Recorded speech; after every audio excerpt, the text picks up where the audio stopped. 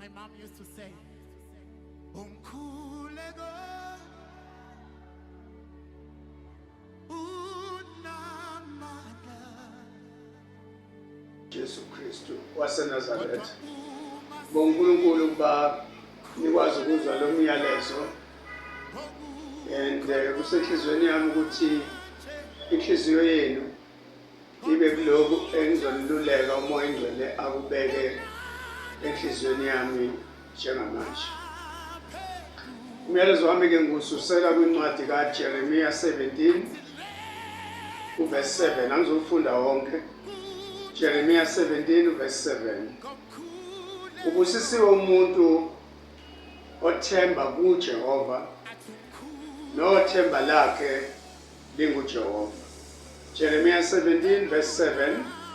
Ubusisiwe umuntu othemba kuJehova nothemba lakhe linguJehova.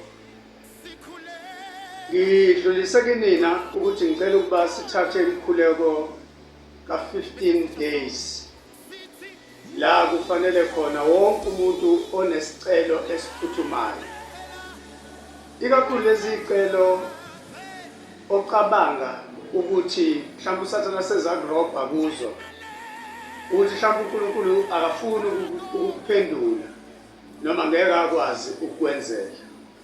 uNkulunkulu kubekile kumina ngokucacile ukuthi uma ningilalelile nenza njengoba uNkulunkulu engiyalile, nizobona izithelo ezimangalisayo kakhulu kule nyanga esikuyona.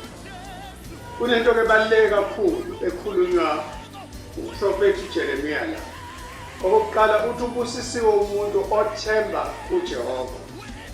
Kusho ukuthi ungakaqali nje ukuthandaza, ungakaguqi ukuthandaza, uma ube wathi enhlizweni yakho yazi ube sesikhathi ukubusiselwe ukuthi ukhethe ukuthandaza kuNkulunkulu. Ubusisele nje lokuthi ukhethe ukuthandaza kuNkulunkulu. Abantu banezinto eziningi general empilweni. Abantu banezinto eziningi abathandaza kuzo lezinto abakholelwa kuzona. Abanye kungenxa yokuthi kade bekholelwa emandleni kaNkulunkulu angaba yiloko kade bekufisa. Sebekhohle ukuthi as much as singabantwana bakaNkulunkulu kodwa siphendulwa imithandazo yethu ngokwentando kaNkulunkulu, not ngokwezimo nangokwezifiso zethu. Ithi ngabemazwi kukuye uNkulunkulu ukuthi uphendula nini kanjani nokuthi uphendula bani ngasikhathi sini. So ngabemazwi noma ngabe siyakhula kodwa kufanele sazi lokho ukuthi konke kuncike entandweni kaNkulunkulu. Manje ke leli verse liveza ukuthi ubusiswa usathandaza, uthi uqala uthi Baba egameni kaJesu ukubusisiwe. Ubusiswa usacabanga ukuthi ngicabanga ukuqala lemkhuleko. Ngiyazi abanye benu already sebeqalile lemkhuleko, abanye bazoqala njengoba bebona manje. Ngithi uma ukuthi ufuna umsebenzi noma ufuna isite noma uyagula noma uyagulelwa noma kunemali zakhe ezivalekile noma kunempo obhekene nayo noma kuneyodaba oluhambayo enkantolo noma isiphi isimo sakho, uma kodwa ukhetha ukuthemba uJehova with all of your heart, umthemba ngenhliziyo yakho yonke, umthemba ngengqondo yakho yonke, umthemba ngomzimba wakho wonke, umthemba nangomphefumulo wakho wonke uNkulunkulu, uyakuyithola impendulo oyifunayo kuye ngokwentando yakhe. Manje leli verse ke lithi ubusisiwe umuntu othemba lakhe linguJehova. Kusho ukuthi uyabusiseka nje umuntu yazi leli gama lithi ubusisiwe lisho ukuthi uyayithola impendulo. Lokho ningakhohlwa, siphendula sisacela kuNkulunkulu wethu. Sithi sisacela sibe sesiphendula, sithi samemeza ebevele sezwini, sithi sambiza ebevele sefikile, sithi sakhala ebevele sesisulile inyembezi. Ngifisa ukuba nazi ukuthi uNkulunkulu uzokwenza izinto ezinkulu. You know, abantu ngicabanga ukuthi kufanele ukujabulele ukuthola ithuba elinjengaleli lokuthi ucele kuNkulunkulu, ngoba kuyakwenza ukuthi ungabi namahloni okumbonga.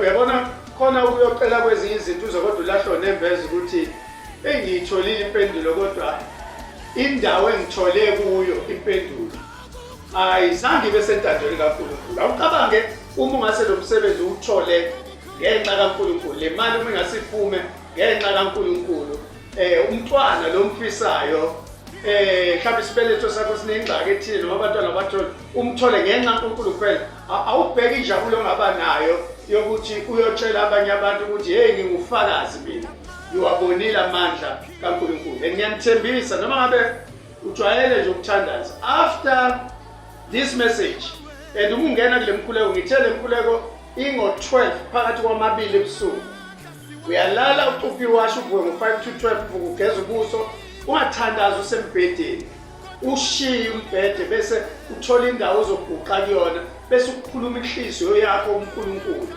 Njengoba kufanele sikwenze phakathi nobusuku, kunento eziningi ezisekelwe lokho. Niyawazi ukuhlabelela othini phakathi nobusuku, inhliziyo itangele kuyovuka ngithandaza. Khona imithandazo ephendulwa ngenxa yesikhathi oyithandaze ngaso.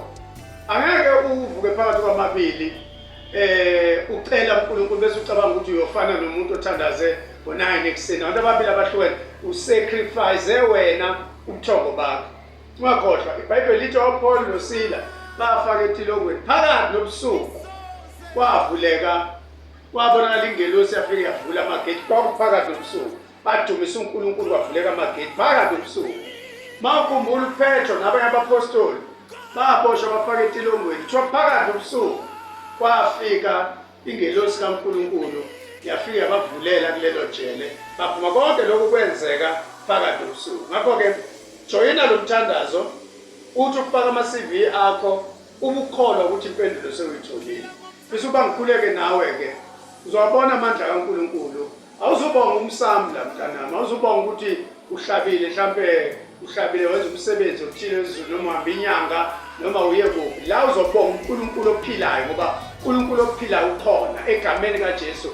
uNkulunkulu usaphendula, uNkulunkulu usayigqabula izibopho, uNkulunkulu usamphakamisa umuntu, usayithintitha impabanga ezalela ehlalise namakhosi. uNkulunkulu usayiphendula nemkhuleko yakho le kwami ngo-2010 ayiphendule namhlanje. Only if you believe with all of your heart. And ufuna uba ngimtshele lokhu, this is not a motivation. Izwi likaNkulunkulu, izwi likaNkulunkulu liyiqiniso, izwi likaNkulunkulu linamandla, izwi likaNkulunkulu liyadala, izwi likaNkulunkulu lingakujombisa ugange oluphakeme yathi uDavide ngoJehova wami ngingalujomba ugange oluphakeme. So now you have to believe as ungena nomthandazo. Umthandazo wakho umthandazo ufanele umeme abanye abantu kuwona. Umthandazo wakho uqinisa ubudlelwane bakho noNkulunkulu, wena ukhuluma noNkulunkulu. Yakhumbula uJesu ekhuleka eGetsemane, iBhayibheli lithi wayenabafundi bakhe bonke but wathatha abawu-3. Even nabo laba abawu-3 azange akhuleke nabo, waphinda nayo i-3 futhi wayishiya waba yedwa.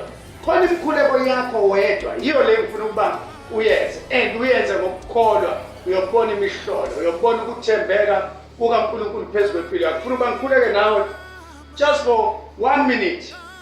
Baba, egameni kaJesu ngiyakholwa ukuthi lo obukela lo mkhuleko lo ulalele sewumphendulile ngoba uNkulunkulu ongawaqamba amanga. Iy'thembiso zakho zinguyebo, iy'thembiso zakho zingu-amen. Noma iy'thembiso zakho ziziningi kangaka kodwa kuwe zinguyebo, zingu-amen. Lithi izwi lakho ziningi inhlupheko solungileyo kepha uJehova uyamkhulula umuntu kuzo zonke. I believe ukuba lo ongilalele nongibukelayo njengamanje sewumphendulile, uyabuya nobufakazi obumangalisayo ngomusa wakho omenzele wona egameni likaJesu Kristu waseNazaretha. Baba, ngiyabonga ukuthi wena awusiyena umuntu uba ungaqamba amanga, alikho iphutha kuwe. Ngeke ubabizele kulo mkhuleko waphakathi nobusuku ungayiphethe iy'mpendulo zabo, ngoba ubahlanganisa abantu nawe ungenayo i-divine appointment. Ngiyabonga le minyango osuyivulile, ngiyabonga lezi zibopho osuyigqabulile, ngiyabonga nangalokhu ukukhanya osukukhanyisile kulobu ubumnyama. Ngamukela ngokukholwa ubufakazi benjabulo nentokozo abantwana bakho abazoba nabo. Thatha udumo-ke kukho konke kusukela manje ngalo msebenzi omuhle, ngoba lonke kufanele wena. Nalapho sewubaphendulile, udumo lonke libuyele kuwe ngoba bayobe besizwa belekelelwe nguwe. Ngiyabonga Baba ukuthi konke sekwenzekile. Ngingeke ukubale konke abakufisayo. Bathi wena uyabazi bonke abazongena nabangenile kulomkhuleko. Futhi uyakwazi ukusenhlizweni yabo. Banikeze egameni kaJesu Kristu waseNazaretha. Ngiyakholwa ukuthi lokhu sekwenzekile. In Jesus mighty name we pray and we receive. Ukuthi wonke umuntu ongibukele njengamanje nolalela liphimbo lami uyakubuya nobufakazi obumangalisa ukuze bazi ukuthi ukhona. Bayakwazi ngoba bebone ubenzele lo msebenzi omuhle kangaka osuwenzile ngoba kekho za kuwe umlahlele ngaphandle. Sikwamukela ngokukholwa egameni kaJesu Kristu waseNazaretha. Amen.